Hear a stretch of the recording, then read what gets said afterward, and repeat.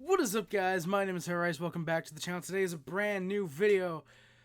Today, unfortunately, we are not streaming for the Canadiens and Blue Jackets game. As I mentioned last year, my Wi-Fi has been a little bit iffy this past week, so I figured why not? We'll just escape the headaches. We'll escape all of the problems that we've had with live streaming recently, and I'm just gonna do videos for now. Unfortunately, I know it's a little bit awkward. It's a little bit strange. It's very unfortunate. It's the first game I'm not actually streaming for, I think, since I've started doing these.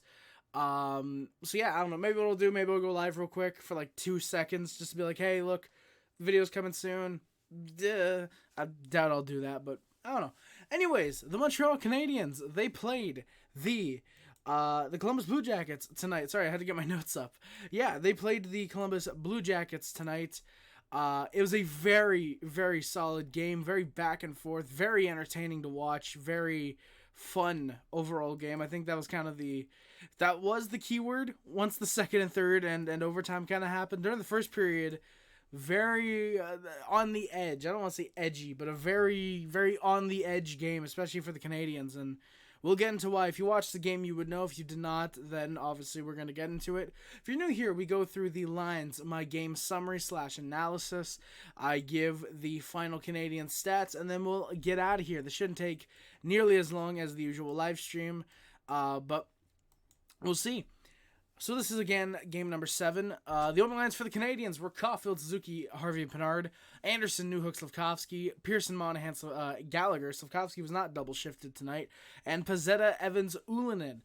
Matheson, Barron, Harris, Kovacevic, and Jacki Lindstrom were on the D pairs. Sam Montembeault gets a start in net for the Canadiens, and Jake Allen backs him up.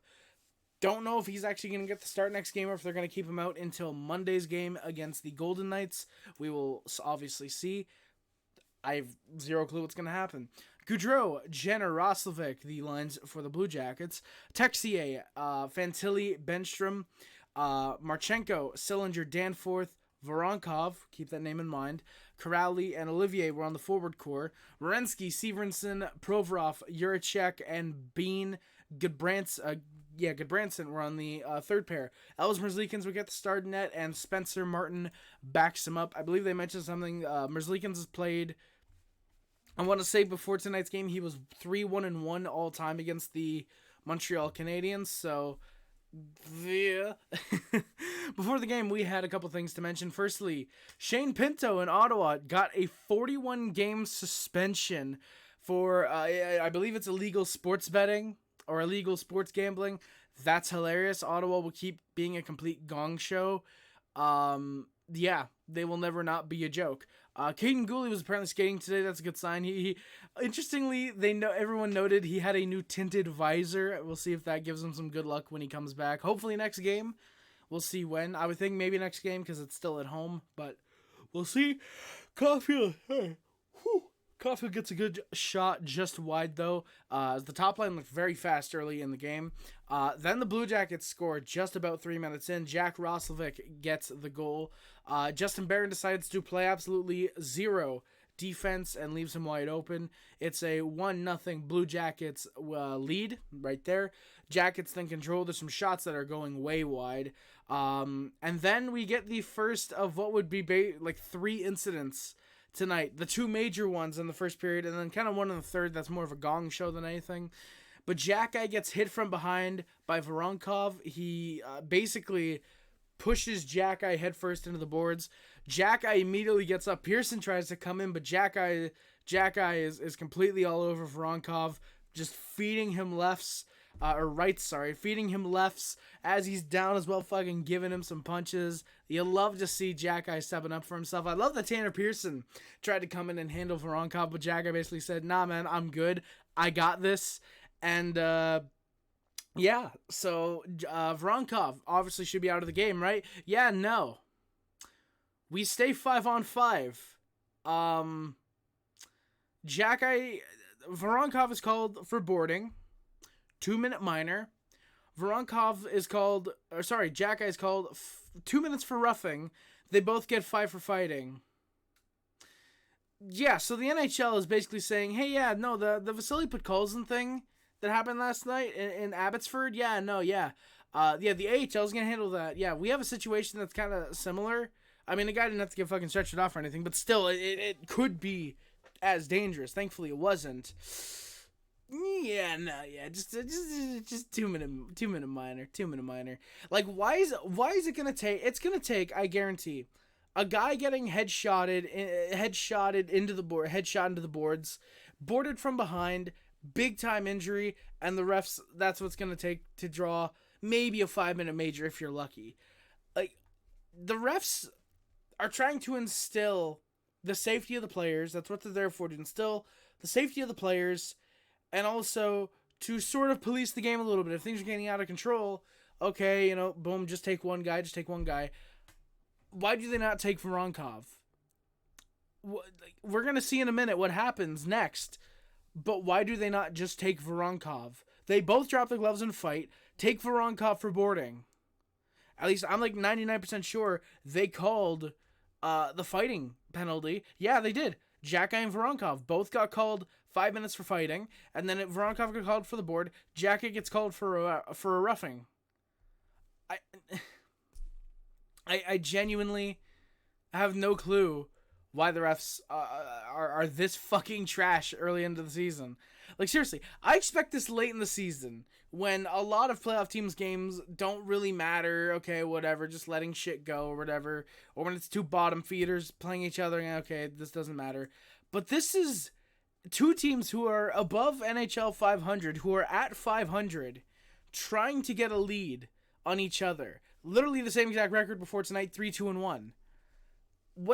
How does it not come down to, hey, this is a sort of important game. I know only 7 games into the season, but still, this could easily be a game that's looked at the end of the year for either of these teams, had they lost, that this is a game that got away.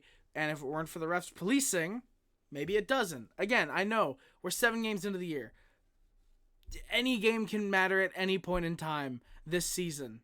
If you're out of the playoffs by a point, if the Blue Jackets after tonight are out of the playoffs by a point, and they needed this win, they're up at some point during this game. I'm not going to spoil exactly, but they're up at some point in this game. If they don't blow the lead, they make the playoffs, for example. So you have to look at different games that you lose throughout the year and consider, okay, you win that one, oh, you don't blow this lead, oh, okay, if you win this one, then you're in. Like, you really have to consider that. It can't just be at the end of the year, the last 10 games are what matters. Like, no, every loss throughout the season should technically matter at some point. Or else, why include that game in your record, Newhook has speed. He gets a turned over puck. Just isn't able to bury it. Really nice one from behind the net. He's able to beat out whoever was going for it on the Blue Jackets. Come around again, just wasn't able to bury it. It, I believe, got tipped wide, actually. And then Newhook is hit from behind by Cole Sillinger. Cole Sillinger, whose Twitter is... I actually don't know what his Twitter is. It's probably something like just at Cole Sillinger, probably. But Newhook gets hit from behind by Cole Sillinger. Pearson is right in. Jackets were really fucking dirty at this point. First with Voronkov and now with Sillinger. Drives Newhook right into the boards. Sillinger... Pearson's giving him some shots. We got a scrum. Everybody's paired up with somebody. Genuinely thought this game was going to get out of hand. I'm very happy it didn't. But I at this stage, I'm thinking it is absolutely something that could have happened, was the game getting out of hand. So Sillinger gets called for a boarding, and Pearson gets called for a rough. We get 4-on-4 hockey because why should the Canadiens get power plays? And it's not a question of, our power play sucks. It's actually good we're not getting power plays. But we should still be getting them if they're legitimate penalties. We're always pissed at the referees when they don't give us a call, when they don't even call something, like say there's a clear trip or something. We always boo when that isn't getting called. How come here we're not booing? Fans in the arena were, but I know there's going to be people saying, Harry, the penalty got called. We just didn't get a power play. That's good because our power play sucks. Not tonight, it didn't. And we're going to get into that. Surprisingly, Alex Burrows did not completely suck the life out of the power play tonight. But then again, I don't even think it was him running it. We get the 4-on-4. Anderson finds a rebounded shot. It just gets tied up, unfortunately. That's a matter of where it's just would have buried it, but it's just a good D play by the Blue Jackets. Suzuki then gets a solid shot through traffic. There's a rebound out for nobody. Jackets come the other way. Harris cross-chests a jacket, apparently. No, cross-checks a jacket. You love to see it, standing up for his team. Jackets then pushed a little bit more. Gaudreau tries to find Jack Roslovic on a 3-on-1 opportunity. Habs are able to get back, though. Then the Habs go to the power play, surprisingly. David Juracek gets called for a holding call. That was just a dumb penalty to take. I get you're trying to get the guy to not get to the puck on the opposing team, but yeah, just don't like fucking put your hand over him, like almost pull him. Like, you might not want to do that, and if you don't do that, you're less likely to take a penalty. Hockey 101 with Harry Rice, hire me NHL. Fuck Snoop Dogg. Who needs charisma? You got me. No, legitimately. Habs look like shit. The drop pass was not working at this stage in the game. Caufield nearly gets a chance off, but that is saved. Matheson's stick broke as he looked for a slap shot. Passing and shooting was actually adapting at this point. Two teams that were covering Cole Caufield a little bit more. It was looking a little bit decent in the late stages, however, just wasn't able to find anything. We are 0 for 1 on the power play tonight. Sorry, I just had to cough. Zach Werenski then nearly puts a Pearson rebound into his own net. He does stop it right at the goal line, though. Barron then saves a puck near the goal line the other way. The parallels of these teams are really fun right now. The records and then that happening at both ends. Then the Jackets go to the power play. Barron, because he does not want to stop being an inconsistent player right now, gets called on a trip. That just sucked. Habs get some good clears at first. Montembeault with a few solid stops. Then the Blue Jackets score. Emil Bemstrom gets the goal. It is tipped off of Matheson. Just really bad goal. I thought that could have broken the backs of the Canadiens at this stage. We are 0 for 1 on the PK tonight. And, it's a 2-0 Blue Jackets lead. Montembeault then stands tall. Boone Jenner following up some great chances. Really good kills on, not great kills, but just great stops by the Canadiens. Playing good D at this point, really getting back into their own zone. And Monty playing fairly well. He faced, I think it was 13 shots in that first period. We're actually about to get to the shots in a second. Monty had a pretty solid game, I actually think. I think he actually really impressed. After the first period, was a little bit concerned that confidence might have been lost. However, with the result and what we'll get to soon, probably not. Jack and Marchenko had a conversation after the first period ended. Shots were 14-9 Jackets, and they have a 2-0 lead after 20 minutes as well. And the Canadiens score 33 seconds into the second period. Nick Suzuki, take that goddamn monkey and throw it onto the Blue Jackets. It is a 2-1 deficit. A great goal, unassisted, his first of the year. Just gets into the slot, gets a shot away. Almost looked like it was a tip, not a tip, but it was screened in front. Great goal for Suzuki. He was happy after the goal, and rightfully so. Habs then push. They look to tie the game real quick. Anderson has a big hit on Cole Sillinger. He gets a break moments later, but just misses the net. Anderson looked really bad tonight. I think I have to say that. He was getting around. There were chances like that chance on the first, you can't really blame him, just really good D. Here he gets on the breakaway. He was noticeable, but he would end up being noticeable in all the wrong ways. Not like he scored an own goal or anything, but just like these are chances that he needs to capitalize on, or at least get a shot on net. Like there's this things here where Anderson even on the first period tie up, like he's probably stronger than Eric Branson, or at least the same amount of strength as him. So he should be able to get at least a shot into the corner. He shouldn't be completely whiffing on the puck. So Anderson, we probably should have taken the first round pick for him last year. Canadiens were buzzing. The building is loud. The Suzuki goal really woke up the Bell Center. Habs then go to the power play. Bean is called for a hook on Josh Anderson, who looked to tip a shot in. Thought it maybe could have been a penalty shot, but I get why Anderson didn't actually touch the puck, so I get why they only called a power play. Wasn't connecting a little bit early. Caufield wasn't getting coverage, but we aren't able to get a puck over to him. There's a shorthanded look for the Jackets, but Montembeault making good saves there. Habs are 0 for 2 on the power play tonight. And Montembeault, the literal second the power play ends, big stop on Boone Jenner. That should have been a 3-1 Blue Jackets lead. Genuinely a great opportunity there. And the Habs right back to the power play. Voronkov. So Voronkov making his NHL debut tonight, by the way. A check to the head of Jordan Harris.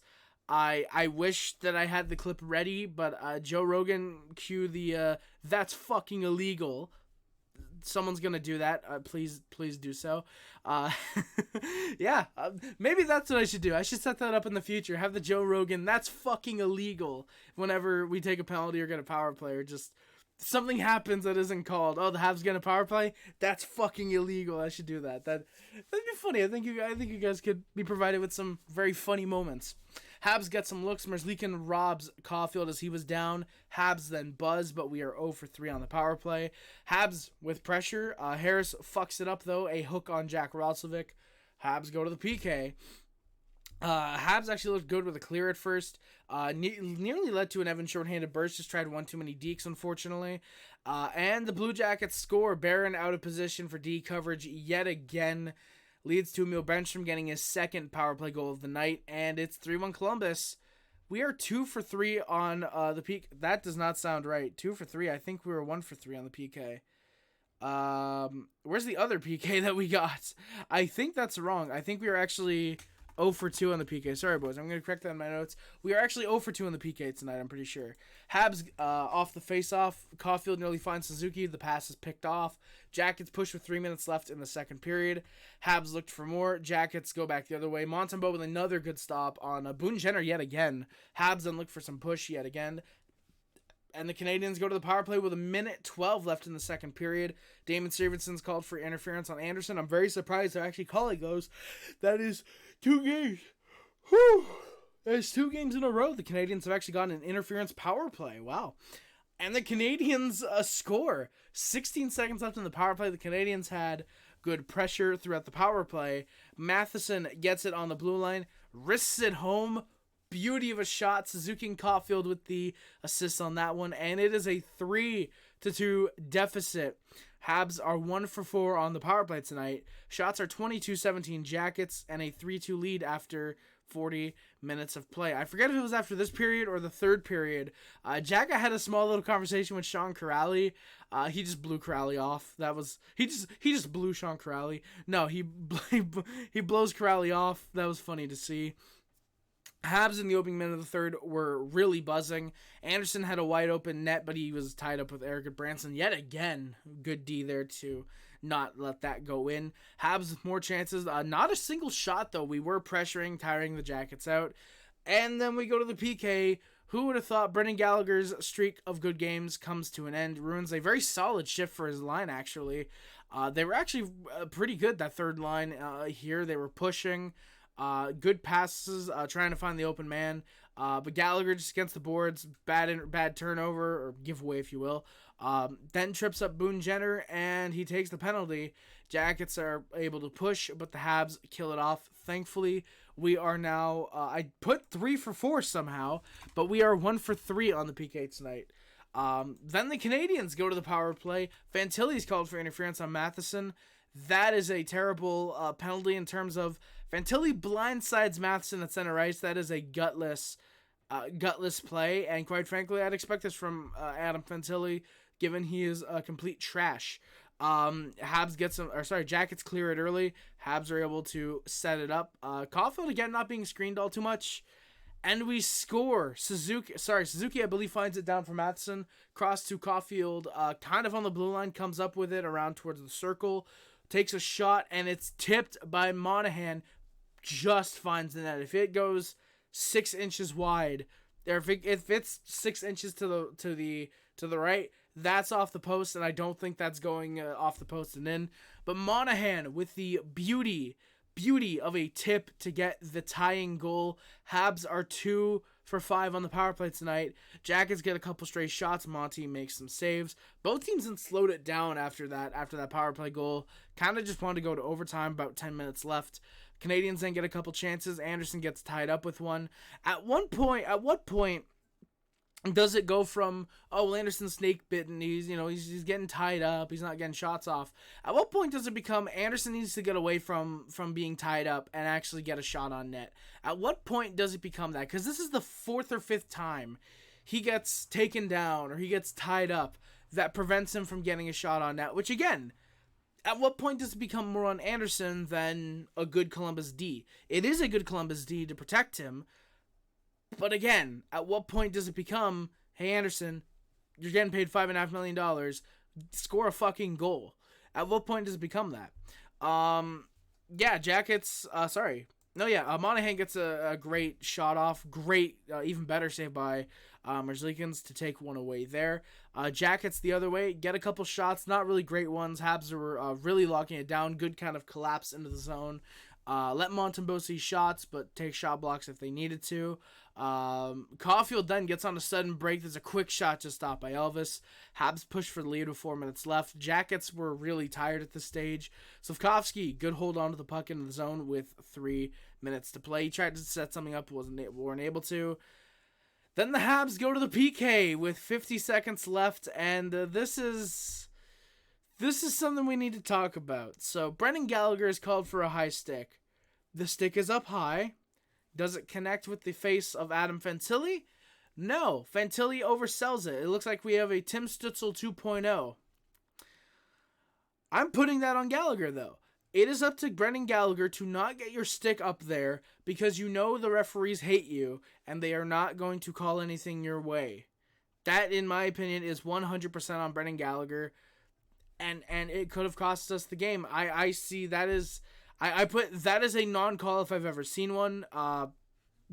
It completely was. Justin Danforth gets on a break with 20 seconds to go, shoots it just high. Genuinely thought that could have ended it. I thought that did end it. I really like Justin Danforth. One of the few Jackets players I would have been okay if he had scored. But thankfully he didn't there. So the shots are 31-27 Jackets and a 3-3 tie game into the overtime. And I just realized yet again what I didn't have up. I didn't have this up. Maybe I'll do that. Maybe I'll just put that up when I actually announce the overtime, whichever goal is the winner. I don't know. I gotta remember to do that more in the future. But a tie game into overtime. Habs are on the PK to start. Jackets off the faceoffs. There's some good coverage by Canadians, but there's a breakdown.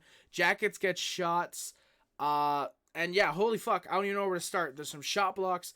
Montembeault looked like Carey Price on this shift. Bouncing around, getting from post to post, making saves as he needed to. The shots were 4-0 afterwards, by the way. Habs are able to kill it off, though. We are, as I put 4 for 5, I'm pretty sure that's 3 for 5 or 2 for 4. But a very good PK, very good amount of saves for Sam Montembeault. Anderson then gets interfered with, no penalty. Habs really, really trying to get a burst going. They were getting a boost, I should say, because, great penalty kill. And 4-on-4 lasts a while. It's about a minute of 4-on-4 after the power play had ended. Like I said, shots were 4-0 Blue Jackets. They stayed that way 3 minutes into the overtime. Newhook on the ice, big burst of speed, gets a 2-on-1.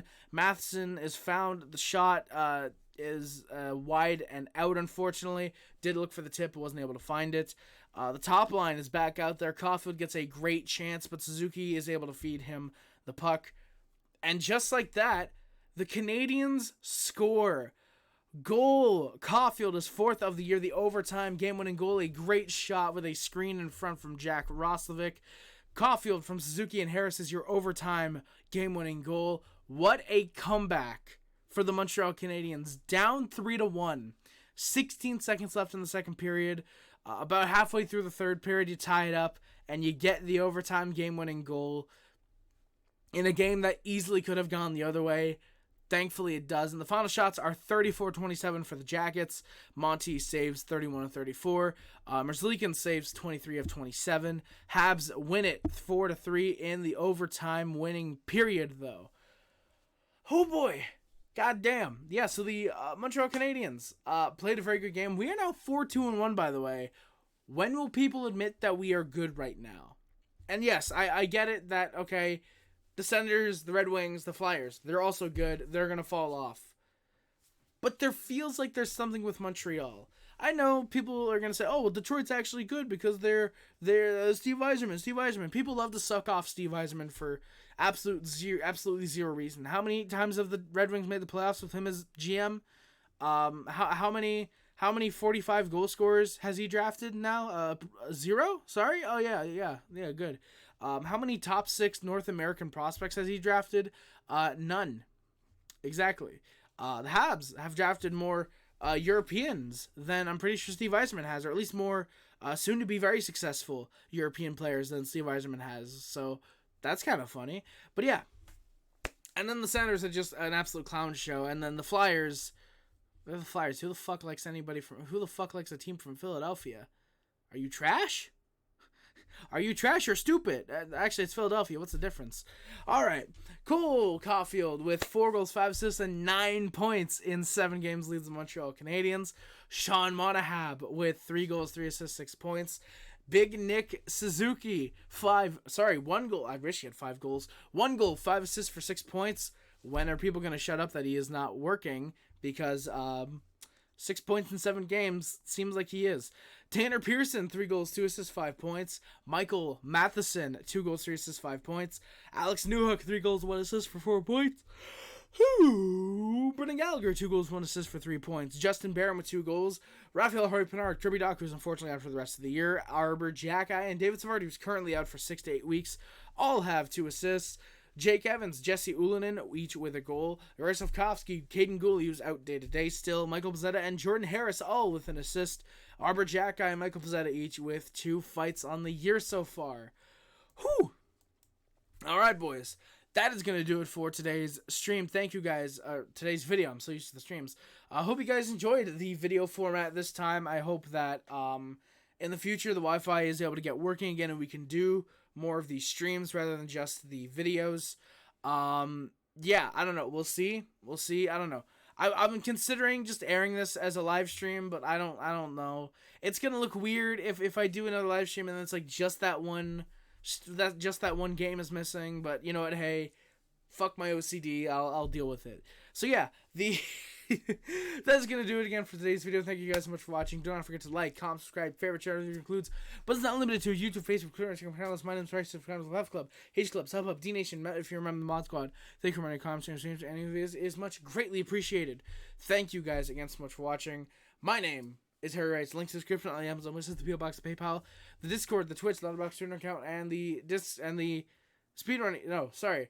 The Amazon, which is PO Box, PayPal, the Streamlabs, the Discord, the Twitch, the Letterboxd, and the PayPal. No, something else is down there. There's a surprise down there. I can't remember what it is genuinely right now. Are all in the description below. If you guys want to send anything my way via the Amazon wishlist or the PO Box, you can do so. I will be opening them on, hopefully, again, if we can get the Wi-Fi working by then, on a 25, not 25, well, yeah, I guess you could say a 25 Days of Harry live stream on more than likely Christmas Eve. I doubt I'm going to do it the 23rd. We'll see. But, yeah, so we will be doing that again like this year. Even if I have nothing to open, I will still be doing the stream like I do usually every year. I think I've done it every year for 3-4 years now. Might not have done it last year, but I think I did. We should be able to do it. We'll talk maybe half an hour to an hour. Maybe I'll play some games with you guys. We'll see again how long it takes. We'll see what if I'm able to stay live for 2-3 hours on, again, say Christmas Eve, maybe the 23rd. Maybe we'll go live on Festivus this year. I don't have a Festivus poll, unfortunately. Maybe one of you guys send me that. If I have a big, fucking thin package, I think I might know what it is. But if anyone wants to send me a Festivus poll, you can do so. But use the PO Box. No, but legitimately though, again, thank you guys so much for watching. My name is Horace. I know Montreal. I always remember, no matter how bad we were like last year, how good we are like this year. Go Habs, go baby. Thank you guys again so much for watching. My name is Horace, and I'm out. Love you guys. See you guys. Bye, guys. Love you guys. See you guys. Bye, guys. Bye, guys. Bye. Peace. Bye. Let's go, baby. It is time to